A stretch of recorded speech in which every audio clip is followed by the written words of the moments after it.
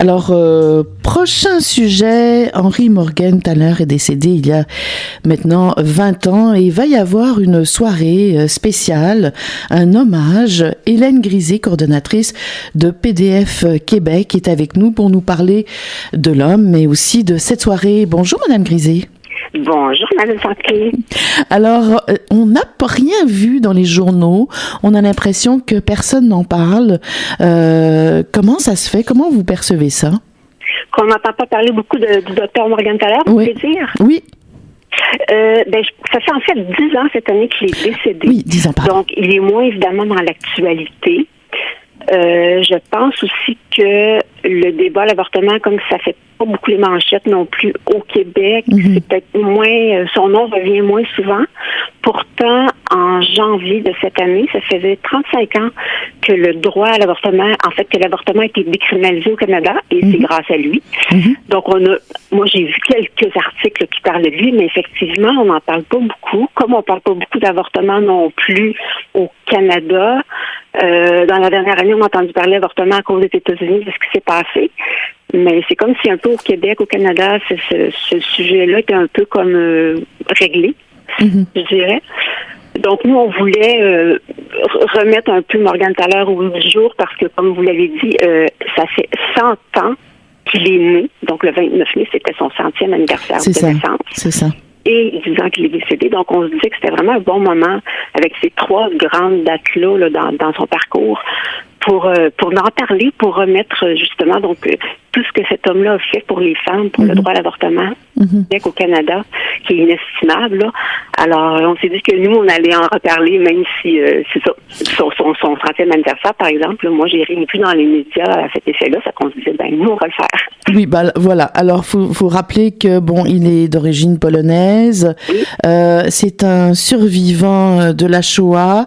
Et il a rencontré sa femme dans un ghetto. Il est arrivé, il est passé par l'Allemagne, Belgique, et il arrive au Québec en 1950. Puis au départ, c'était un médecin généraliste, mais il y a eu beaucoup, évidemment, de controverses, c'est-à-dire qu'il n'a pas eu la vie facile. Il a fait de la prison. Oui. En fait, il y a un long parcours judiciaire parce qu'effectivement, à partir du moment où il a commencé à faire des avortements dans les années 60, il y avait une clinique à Montréal. Il faisait pas ces avortements-là en cachette. Il voulait que ça se sache parce qu'il savait que la loi criminalisait l'avortement et selon lui, c'était pas acceptable que l'État vienne dire aux femmes quoi faire de leur corps. Alors lui, il voulait vraiment que l'avortement soit décriminalisé et ça a été une longue bataille. Alors, il voulait publiquement être connu, puis il cherchait en fait à provoquer, si je peux dire, les législateurs pour l'amener en cours, pour qu'ils puissent aller combattre cette loi-là. Donc, ce qui est arrivé, il était à de nombreuses reprises arrêté par la police, il a dû descendre dans sa clinique et effectivement, à un moment donné, en 73, il a fait de la prison pendant plusieurs mois. Et ça n'a pas été vain parce que quand il est sorti de prison, le gouvernement québécois à l'époque a dit, là, ça suffit, on arrête de poursuivre les médecins ou les cliniques. C'était encore illégal, mais au moins au Québec, il avait comme un peu gagné ce début de bataille-là. Et ensuite, il a repris la bataille dans d'autres provinces parce que lui, son but, c'était que toutes les femmes canadiennes aient accès à l'avortement. Oui, tout à fait. Et il faut rappeler que les femmes, c'était extrêmement dangereux à l'époque. Soit elles le faisaient toutes seules ou elles s'en allaient ailleurs. Et il y a beaucoup de femmes qui sont décédées en voulant s'avorter elles-mêmes. Donc lui, il a été là, il a été sur place. Clinique à Toronto. Clinique à Toronto, donc dans les années 80, et il y avait encore beaucoup de problèmes là-bas. La même chose, plusieurs poursuites. Il y a même eu, à un moment donné, une bombe là dans sa clinique. Alors, il y avait des adversaires aussi qui s'en prenaient à lui physiquement. Il recevait des menaces. Sa vie était en danger aussi. Alors, ça montre à quel point cet homme était très courageux. Parce qu'il lâchait pas sa bataille au risque, c'est ça, de sa vie. Il y avait certainement des conséquences dans sa vie privée aussi. Lui, il avait une famille, il avait des enfants. Il a fait de la prison. Et ça lui a coûté une petite fortune en frais d'avocat parce qu'il payait lui-même. C'était ses causes à lui. Donc, ça prenait beaucoup de volonté, de détermination. Et c'était vraiment... c'était sa cause. Donc, lui, il était prêt à aller jusqu'au bout de ça. Donc, en 88, effectivement, il s'est rendu en Cour suprême contre le gouvernement de l'Ontario. Et cette fois-ci, il y avait un très bon argument pour gagner, c'est que la Charte des droits et libertés était sortie en 82. Alors, il s'est servi de la Charte pour dire que d'empêcher une femme de se faire avorter, ça venait contrevenir à un article de la Charte qui dit, par exemple, que les gens ont le droit à la dignité de faire ce qu'ils veulent de leur corps. Là, je ne sais pas exactement c'était quoi les mots. Donc, ils n'ont pas eu le choix à la Cour suprême de lui donner raison et de décriminaliser l'avortement. Donc long combat, plusieurs entrées et sorties de prison. C'est seulement, je regardais en regardant les notes là, seulement en 2006 qu'il reçoit l'Ordre du Canada. Je veux dire, ça prend énormément, toutes ces années de réalisation pour que finalement... Il y avait de la résistance. Quand il a été nommé à l'Ordre du Canada, il y a des gens qui ont redonné, qui avaient reçu l'Ordre du Canada avant lui, puis qui étaient insultés d'être dans la même catégorie que lui parce qu'ils le considéraient comme un homme meurtrier, dangereux, dont des personnes, je pense, un évêque catholique, ou je ne me rappelle plus, là. Donc, il y a des gens qui ont redonné leur prix parce qu'ils ne voulaient pas être avec lui si lui le recevait. Il y a des pétitions de milliers de personnes qui ne voulaient pas qu'il le reçoive. Et il y a toujours, à côté de ça, toujours beaucoup de monde qui l'appuyait, qui le défendait. Donc, je pense qu'il y avait plus de monde dans la société qui l'appréciait puis qui le vénérait même, parce que ça a été un sauveur aussi. Là. Tout ce qu'il a fait, il l'a fait pour les femmes. Donc, c'était très, très apprécié des femmes, là, ce qu'il faisait. Là. Est-ce que vous trouvez qu'au Québec, on l'apprécie maintenant en 2023 ou pas assez? Bien, comme je disais tantôt, on n'en entend plus beaucoup parler.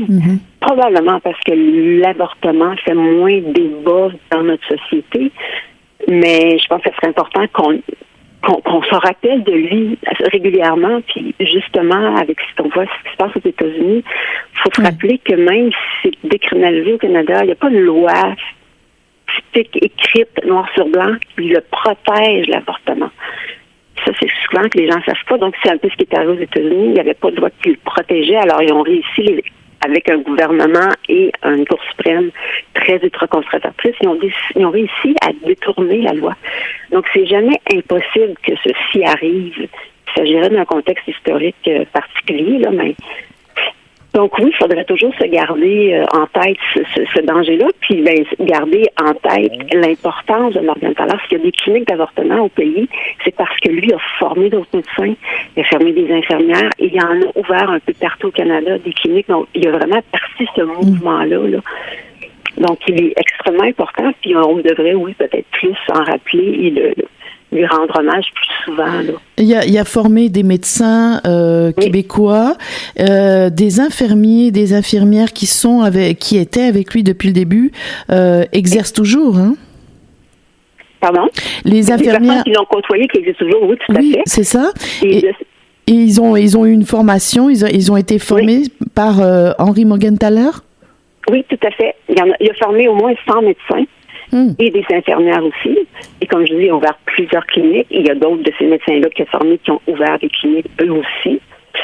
Et il s'est battu encore jusqu'en dans les années 2000. Là, il y a eu un recours collectif dans les années 2000 que ici au Québec particulièrement, mais dans d'autres provinces aussi, pour que ce soit vraiment gratuit pour les femmes, parce que même si c'était accessible pas partout encore, là, mais que c'était décriminalisé et qu'il y avait des cliniques, il y avait encore des femmes qui devaient payer pour aller en clinique privée. Alors lui, il disait que ça contrevenait à l'accessibilité puis aux lois des gouvernements provinciaux, les lois sur la santé, qui disent que les services doivent être gratuits. Fait que ça, c'est comme sa dernière bataille qu'il a faite avec des avocats de Montréal qui ont réussi à gagner. Que là, maintenant, si une femme va en clinique privée, c'est remboursé par la RAMQ. OK. Elles existent encore parce que j'ai vu ça à Montréal. Henry Morgentaler, il y a une clinique qui existe? Oui, il y a une clinique à Montréal qui est déménagée. Avant, c'était à Montréal-Est. Elle est maintenant, je crois, dans Antique, près là, du boulevard métropolitain sur Saint-Hubert. Puis je me demande si ça n'a pas déjà aussi été ailleurs avant. Il y en a une à Toronto, il y en a une à Ottawa, il y en a en tout, il y en a 6 là, au Canada. OK. Il y a 6 cliniques de Henry Morgentaler. OK. En terminant, parlez-nous de la soirée. Qu'est-ce qu'il va y avoir? Les invités?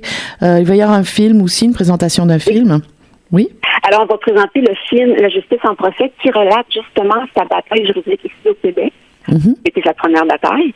Et on va voir ensuite des invités, dont le réalisateur de ce film-là, et des gens, justement, qui ont travaillé avec lui ou qui ont été formés, un médecin qui a été formé par lui, une infirmière qui a travaillé avec lui, des gens qui l'ont côtoyé, des avocats là, qui l'ont aidé pour le recours judiciaire au Québec. Donc, ces gens-là vont venir parler un peu de l'homme, de qui il était comme personne, des souvenirs qu'ils ont de lui. C'est un personnage très fascinant, à la fois pour son historique, de ce qu'il a vécu, lui, personnellement, avec sa famille qui est disparue, mais son combat, comment il est comme personne qui était très, très courageux, puis c'est quoi son héritage. Et après ça, les invités vont pouvoir parler aussi, échanger avec les gens dans la salle qui vont pouvoir poser des questions. Là. Donc, on va essayer vraiment de faire un portrait de l'homme et du médecin et du grand justicier, si je peux dire, là. Oui, tout à fait. Du droit des femmes. Alors, comment on peut aller faut aller sur le site pour s'inscrire. Il faut le dire, hein, il est décédé le 29 mai et l'événement a lieu le 29 mai, donc lundi. Exactement. Il est décédé à l'âge de 90 ans. Donc, les personnes qui voudraient venir devraient soit aller sur notre site Internet, vous allez trouver nos coordonnées. Sinon, je peux vous dire l'adresse courriel. Oui. C'est pour les droits des femmes, tout ensemble, à commercial-pdfquebec.ca. Parfait. C'est l'adresse pour s'inscrire. D'accord. Alors, on prend les invitations à l'avance pour avoir une idée de qui va être là, de combien de personnes et tout, là. Puis, on dira à ce moment-là aux personnes à quel endroit se tient l'événement. C'est un événement qui se tient à Montréal. D'accord. Merci beaucoup, Hélène Grisé. Ça m'a fait plaisir. Coordonnatrice de PDF Québec.